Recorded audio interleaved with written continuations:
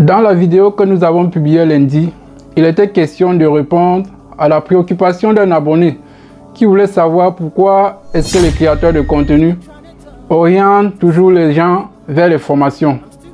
J'ai trouvé cette question très pertinente, raison pour laquelle, à travers une série de 3 vidéos, j'ai essayé d'apporter une réponse sur la base de 3 projets que j'ai entrepris l'année dernière, en mars 2019. L'idée, bien évidemment, pour moi est de te faire comprendre l'importance de la formation lorsqu'on veut se lancer dans l'entrepreneuriat. Si tu n'as pas vu la précédente vidéo, je t'invite à le faire en cliquant sur la barre d'infos là-dessus avant de revenir voir cette vidéo, qui est en réalité la deuxième vidéo d'une mini-série de 3 vidéos, comme je le disais plus haut, et dans laquelle je vais te parler du business model du deuxième projet, ainsi que les causes de mon échec. Cela va te permettre de comprendre exactement de quoi il est question. On se retrouve juste après le générique. Assalamu alaikum, alaikum, yeah. Assalamu alaikum, alaikum, yeah. Assalamu alaikum, alaikum, yeah. Assalamu alaikum, alaikum, yeah. Assalamu alaikum, alaikum, yeah. Salut à toi et bienvenue sur Afrique Invest 2.0, la chaîne des entrepreneurs. Je m'appelle Ibrahim Youmdi Ngwetmoun et je suis un passionné de l'entrepreneuriat. Et au travers de cette chaîne, je partage avec toi mes aventures entrepreneuriales, car je suis convaincu que le développement de l'Afrique se fera à travers la création de valeurs par les Africains. Si c'est la première fois que tu arrives sur cette chaîne et que la thématique sur l'entrepreneuriat te parle, alors je t'invite à t'abonner sur Afrique Invest 2.0, la chaîne des entrepreneurs. Et surtout, n'oublie pas d'activer la cloche de notification, ainsi tu pourras être informé lorsque nous allons mettre une nouvelle vidéo en ligne. Généralement 3 fois dans la semaine, le lundi, le mercredi et le vendredi. Dans la vidéo précédente, j'ai mentionné une citation. La connaissance avant la parole est l'acte. C'est-à-dire, avant de t'engager dans une quelconque activité, il faut t'assurer que tu as une parfaite connaissance dans le domaine. Dans la quête de la liberté financière à travers l'entrepreneuriat, afin de ne plus dépendre du salariat, je me suis lancé de manière aveugle sur plusieurs projets, notamment le transfert d'argent qui a fait l'objet de la vidéo précédente. Dans celle-ci, je te parle du second projet qui avait captivé mon attention à l'époque. Et ce projet est tout simplement la vente de téléphones mobiles et accessoires. Et c'est là pour plusieurs raisons. Parce que c'était l'un des business de mes parents dans les années 2000. J'y avais passé toute mon adolescence. Je te parle là de l'époque du Nokia 3310. Et si j'ai eu bonne mémoire, c'est commercialisé aux alentours de 200 000 francs CFA à l'époque. Et en termes de qualité, c'était comparable à l'iPhone que nous avons aujourd'hui. L'autre raison, c'est que je vis dans le pays où la majorité des vendeurs de téléphones mobiles et accessoires viennent se ravitailler. Et donc, cela allait être facile pour moi de gérer l'approvisionnement et bien évidemment avoir une marge assez conséquente par rapport à ceux qui achètent sur place en Afrique. Le projet est validé et je décide d'y investir pour un départ 3 500 000 francs CFA.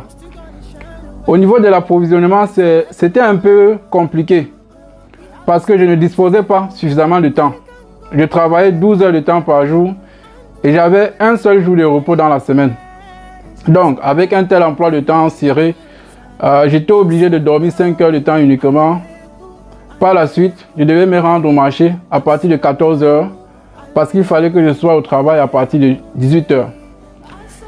Il m'a fallu pratiquement une semaine pour terminer l'achat des marchandises et les acheminer par fret aérien en Afrique, plus particulièrement au Cameroun. Donc, 4 jours plus tard, la marchandise avait été réceptionnée et installée dans la boutique qu'on avait louée à cet effet. Le début était un peu difficile parce qu'on venait d'arriver sur le marché. Mais néanmoins, nous arrivions à faire un chiffre d'affaires plus ou moins de 250 000 francs CFA par mois. Et je me rappelle avoir reçu à cette époque une somme de 500 000 francs pour l'achat d'un modèle de téléphone qui n'existait pas sur le marché. Qui est d'ailleurs le seul achat que j'avais effectué tout au long de la durée très courte de ce projet-là. Parce qu'à un moment donné, mon collaborateur me fait comprendre qu'après ses recherches, il était préférable de s'approvisionner sur place. Selon lui, entre le transport et la douane, la marchandise revenait un peu plus chère. Et à bien y réfléchir, il avait raison. Il avait donc mon feu vert pour acheter la marchandise sur place. Sauf que cette décision fera que je ne sois plus au courant du déroulement de ce business-là. Quand je parvenais à obtenir une information, c'était par rapport à un article qu'on avait acheté et qui n'avait pas fonctionné. Et donc, il fallait qu'on rembourse le client. Il faut avouer qu'au départ, le manque d'informations par rapport au déroulement du business ne m'inquiétait pas beaucoup. Puisque mon collaborateur était un membre de ma famille en qui j'avais énormément confiance. Et à travers son comportement, il me rassurait toujours sur la bonne santé du business. Et en même temps, j'étais plus intéressé par l'augmentation soudaine de mon revenu que par la bonne santé de ces projets que je menais en cette période. Plus le temps passait, et moi je recevais des informations sur le déroulement des choses sur place. Et petit à petit, une inquiétude s'installa. Je commence à me poser des questions sur la réalité des choses, mais chaque fois que je communiquais avec mon collaborateur, il me rassurait de la bonne santé ou alors de la bonne marche des activités. Jusqu'au jour où mon cousin, qui était en formation dans le cadre de notre troisième projet, qui va faire l'objet de la prochaine vidéo, dans l'agriculture, l'élevage et la pisciculture, il avait donc besoin que je termine le paiement de la dernière tranche de sa pension, qui s'élevait à 150 000 francs CFA. J'ai donc pris l'initiative de demander à mon collaborateur sur place d'envoyer cette somme directement à mon cousin au Bénin par Western Union. Et il m'avait promis de le faire. 2 jours plus tard, mon cousin me fait part qu'il n'avait pas reçu l'argent et le doute que je nourrissais depuis un moment se confirmait. Une fois de plus, je contacte mon collaborateur pour en savoir plus. Et il me fait comprendre qu'il attendait qu'on l'envoie de l'argent depuis le pays B et que la frontière était fermée. De toutes les façons, je n'avais pas le choix et je m'en suis tenu à ce qu'il disait. Mais après plusieurs tentations, j'avais décidé d'envoyer moi-même de l'argent à mon cousin pour qu'il puisse payer ses frais de formation. Donc, en février 2020, mon cousin termine sa formation en tant que gestionnaire de ferme au centre Songa du Bénin et retourne au Cameroun. Je lui avais demandé de se rendre à la boutique de son arrivée pour effectuer un inventaire de stock réel, car c'était le seul moyen pour comprendre réellement ce qui n'allait pas. Il a donc pris un rendez-vous pour travailler avec mon collaborateur afin de déterminer si oui ou non nous étions sur la bonne voie. Le rapport que j'avais reçu de ce travail-là était catastrophique du point de vue des 2 projets. Le transfert d'argent entre les 2 pays de la CEMAC n'existait plus, avec pour seul motif le défaut de paiement des clients. Quant à la boutique, après inventaire de stock, nous avons constaté une diminution drastique de stock. Et puis encore, j'avais 2 mois de loyer à payer. Qu'est-ce qui s'est réellement passé? Impossible d'en savoir plus, puisqu'il n'existait aucun outil de contrôle. Donc, voilà un peu ce qui s'est passé par rapport à ces 2 projets. Maintenant que je t'ai expliqué de manière brève ces 2 projets, essayons de creuser un peu plus loin afin de comprendre quelles ont été les failles qui ont conduit à leur échec. Le premier problème était le manque de planification. Nous n'avions pas déterminé avec exactitude comment les transactions devaient se passer. Qui étaient les acteurs concernés au niveau de la gestion des fonds dans le PIB? Le deuxième problème, c'était l'inexistence d'une comptabilité au jour le jour, avec des pièces justificatives. Il y avait également la confiance aveugle. Et en matière de business, on ne fait pas confiance à un individu, mais on fait confiance à un système qu'on a battu et éprouvé, ou alors à des outils de gestion qui, eux, sont susceptibles de nous donner les meilleures informations en temps réel. Également, le manque de leadership avant de me lancer dans ces deux business. Je n'avais pas défini comment les choses allaient se passer. Et comme la nature aurait du vide, mon collaborateur a profité de cela et il faisait comme bon lui semblait. La peur également d'assumer mon titre d'investisseur. Parce que mon collaborateur était en même temps un membre de ma famille. Pour moi, c'était un manque de respect de lui donner des ordres ou alors de lui demander de faire un certain nombre de choses. Mais dès lors que tu mets de l'argent dans un projet, tu dois apprendre à être rigoureux, exigeant vis-à-vis des personnes avec qui tu collabores dans le projet. Si tu demandes à un collaborateur de faire ou alors de réaliser une tâche, sur une période donnée ou alors sur une période bien déterminée, il faut que le moment venu, qu'il t'apporte des résultats tels que définis au départ. Sinon, tu dois exiger qu'il te donne des explications claires. Et moi, à l'époque, ce n'était pas ma préoccupation. La seule chose sur laquelle j'étais focus était l'argent. Sauf que l'argent a des principes qu'il faut respecter, sinon l'argent va te fuir.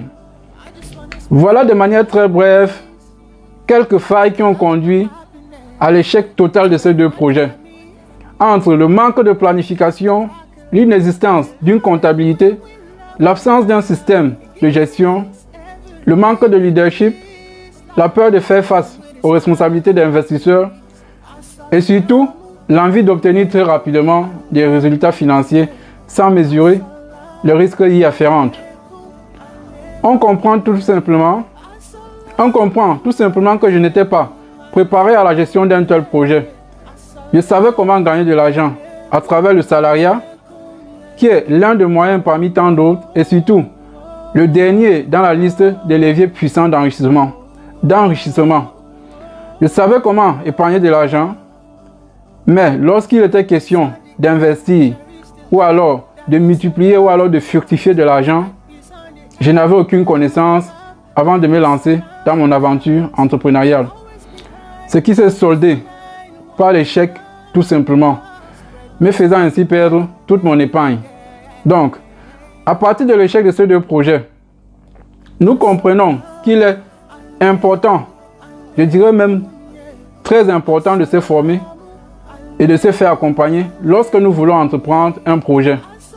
Sans une formation adéquate, peu importe le business model de votre projet, tant que tu n'as pas une aptitude à pouvoir assumer une bonne gestion de ton projet, il y a une forte probabilité que tu te retrouves en train de raconter ton échec un jour, comme je suis en train de le faire actuellement. Il n'est pas question pour moi de te dire que dans ton aventure ou alors que dans ton parcours, tu ne connaîtras pas d'échec.